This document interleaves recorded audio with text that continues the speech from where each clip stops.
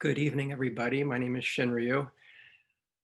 So, you've come. It's good to see you all tonight.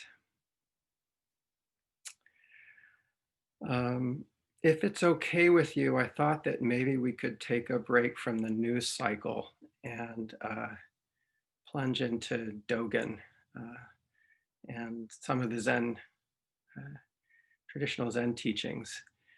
Um, we're studying Master Dogen's fascicle Uji, being time or time being, depending on how you translate it, for this ongoing intensive study period. And there's an aspect of the text that I wanted to try to open up a little bit, and that's where he talks about the comings and goings of time and the comings and goings of our life.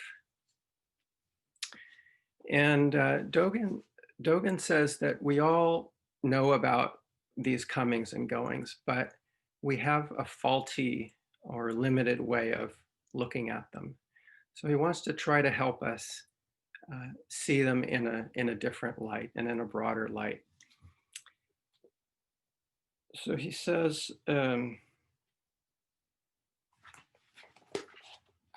because the signs of time's coming and going are obvious, people do not doubt it. Although they do not doubt it, they do not understand it. And then he goes into what the conventional or common sense view of these comings and goings are. And he says, an ordinary person who does not understand Buddha Dharma may interpret the words, the time being, this way. And this is a quote from the perspective of the ordinary perspective.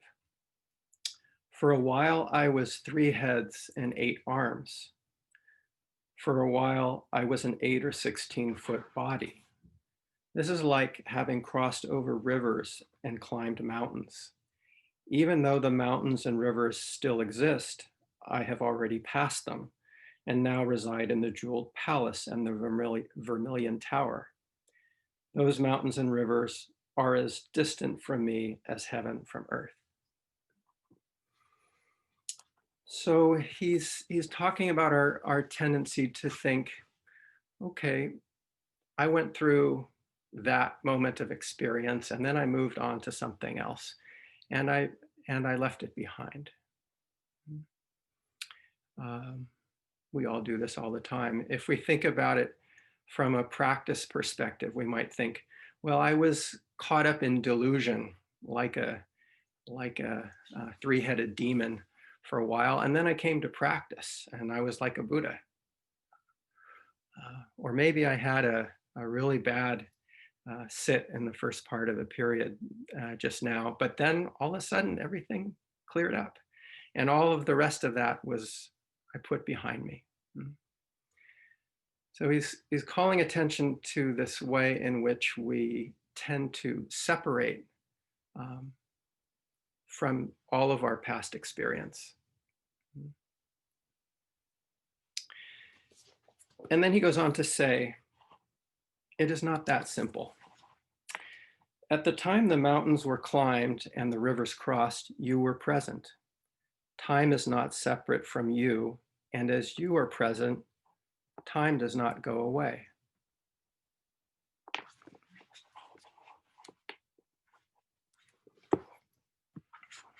It's almost like it sounds obscure, but it's in a way, it's a very logical argument that if you are time and the present moment is time, and you were time in a past moment of experience, then you are, then you're not separate from that past moment of time being. So he goes on, as time is not marked by coming and going, the moment you climbed the mountains is the time being right now. If time keeps coming and going, you are the time being right now. This is the meaning of time being. Does this time being not swallow up the moment when you climb the mountains, and the moment when you resided in the jeweled palace and vermilion tower? Does it not spit them out? So he's pointing to um, both an absolute view of things by which there is no coming and going, as well as the conventional view that yes, there is coming and going. But however you look at it, the time being encompasses all of our past experience and present experience. It swallows that up and spits it out again. He says, 3 heads and 8 arms may be yesterday's time. The 8 or 16-foot body may be today's time. Yet yesterday and today are both in the moment when you directly enter the mountains and see myriad peaks. Yesterday's time and today's time do not go away. Okay. And then finally, just to recap, people only see times coming and going and do not thoroughly understand that the time being abides in each moment. Okay, so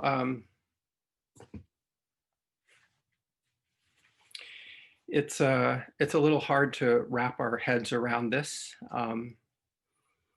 but maybe it will help to come back to the same point with another reference. And so I thought I would bring into the discussion a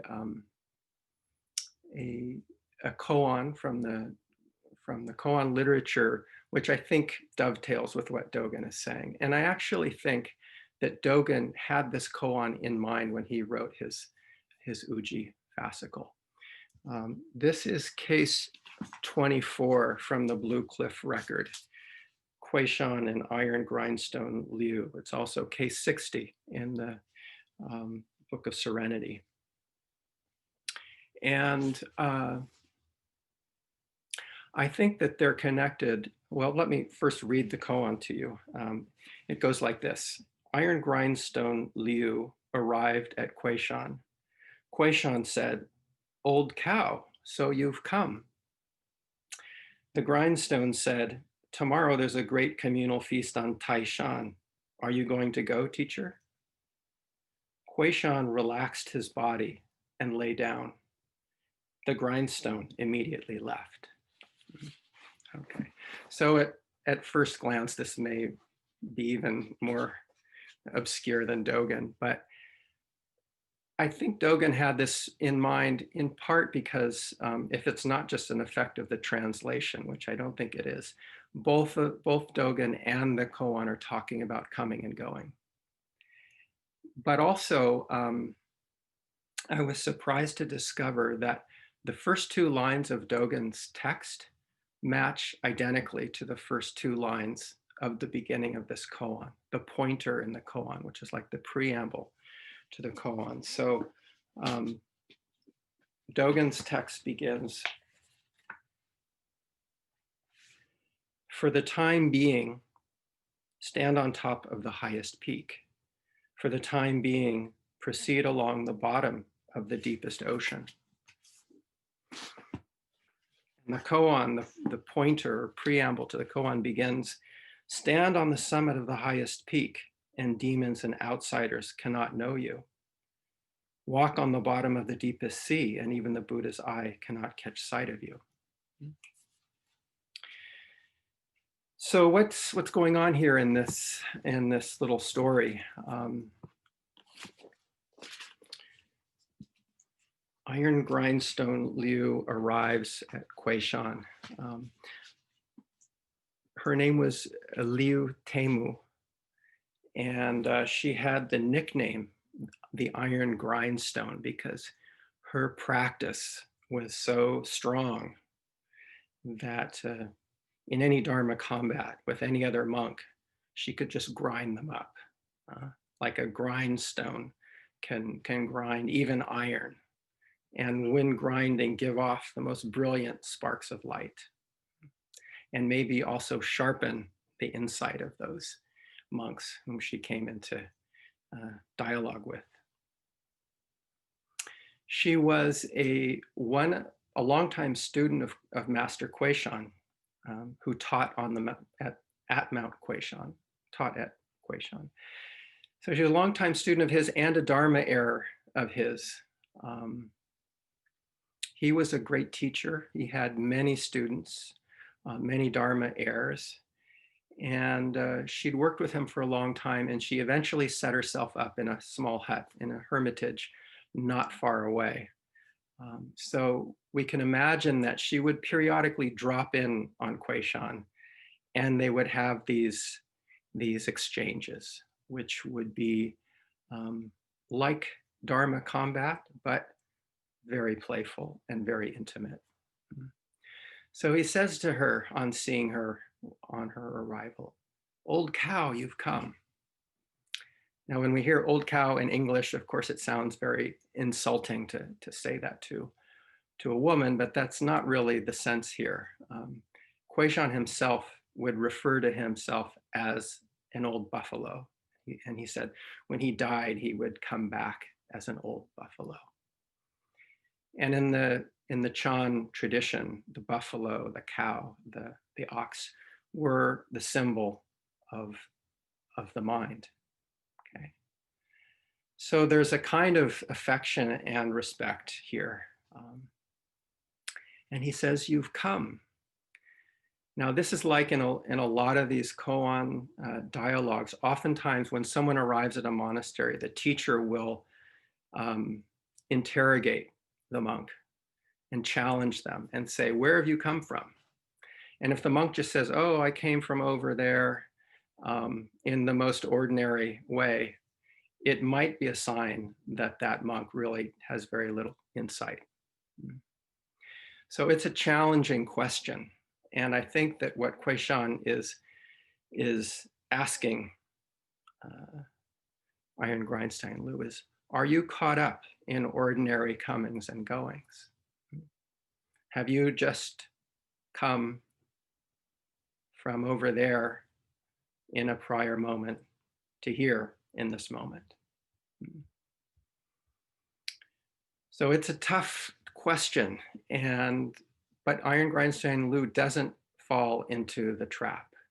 And she instantly turns the question around and applies it back to Kuei-shan. And she says, tomorrow there will be a great communal feast at Taishan. Will you be going, Master? So it's as if she's turning the question around and asking him, are you caught up in comings and goings? Now, Taishan happens to be 600 miles away from where they're having this conversation. There's actually no way that Kuei-shan can go there. But what's he going to say? If he says yes, he falls into the trap. If he says no, he falls into the trap. So what does he do? Well, he brings forth his answer, and in that moment, he relaxes his body and lies down. He lets go of his body and mind. He opens his heart mind. And it's as if to say, although it's, I have to beg forgiveness of Kuei-shan for saying it, but it's as if he were saying that he's actually not separate from anyone at that communal feast, far away at Taishan, and not far away from anyone tomorrow. So it might seem like the dialogue is over at that point because Iron Grindstone Lu just turns and walks away. But actually it's not, because now she gives her answer back to him. And what is her answer back to him? She turns around and walks away. She too drops away, body and mind, opens her heart, mind, and turns and walks away.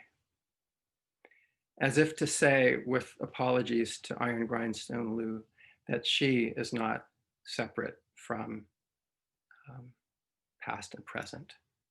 here or there. So Shinryu Roshi wrote a very lovely commentary on this koan. And I'm just going to read you one brief bit here.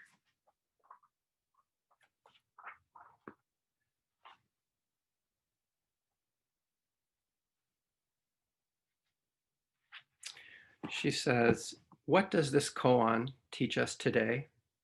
Is it not that New York melts the Arctic ice, that karmic threads of colonialism have woven 21st century violence, that restitution across the globe rests in our hearts here at home?" And I would say here right now.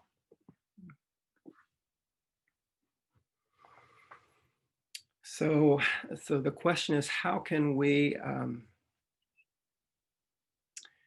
express this, this insight that Dogen's talking about, that the koan's talking about, in our own lives and in our own practice? And here I want to take one more reference point from our practice at Village Zendo, and that is from our liturgy, actually. It's our Fusatsu ceremony. Fusatsu is our repentance or atonement ceremony. And those of you who are new to Village Zendo may not be familiar with this. We normally do it every month, but since we moved to being all online, we've suspended our Fusatsu.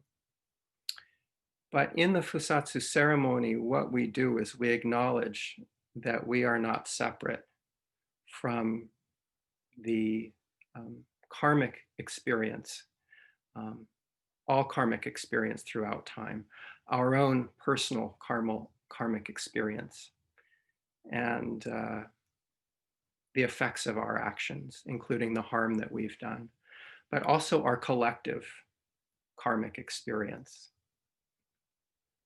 throughout all time. The verse in the ceremony says, "All evil karma ever committed by me since of old, now I atone for it all." So all of that experience throughout time, I am at one with all of that, personally, collectively.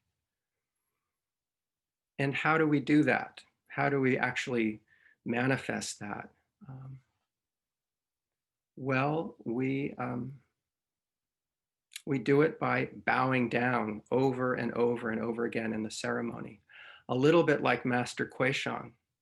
We relax our body and lay down, and we put our head on the mat and we lift up our hands. And for a moment, with letting go of thoughts and with heart and mind open, we hold all of that karma. And then in the next moment, we rise up again. And we also express it by our chanting in the ceremony. Chanting with giving all of our energy, a little bit in the spirit of Iron Grindstone Liu, who expresses all of her vigorous practice, arriving at Kuei-shan and departing.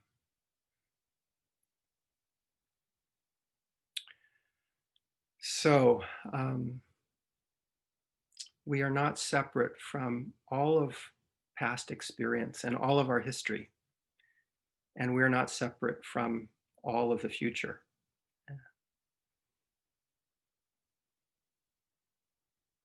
So now we can come back to the news cycle for a minute. So what does this mean in terms of our lives? I think it means that we are actually not separate from the mob that overran the Capitol on January 6th. And we're not separate from the Trump loyalists who died on that day, or from the police officer who was attacked and died as a result. Just as we're not separate from the Black Lives Matter protesters when they've gone into the streets, and not separate from the police who've tried to put down Black Lives Matter protests, and not separate from the Black men and women and children who were killed because of police violence and whose deaths prompted those Black Lives Matters protests. Not separate from any of it.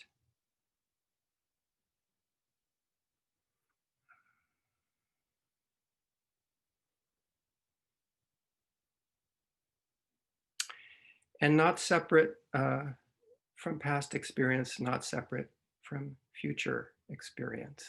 How can we express our connection with future experience, and how can we in fact shape our own collective future karma?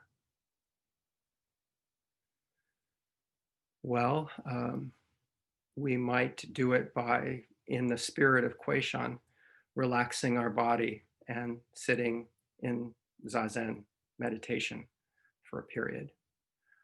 Or we might do it in the spirit of iron grindstone Liu by walking out the door and going into the streets and riding our bicycles or marching or chanting against the violence that's being perpetrated. But if you do that, please be very careful, especially these days. Or we might take Ryan Kyogen's recommendations to support the campaign for the release of the aging prisoner population, or the RAP campaign for parole justice. There are any number of ways that we can express our connection to the future and shape our future karma. And if we do that, letting go of our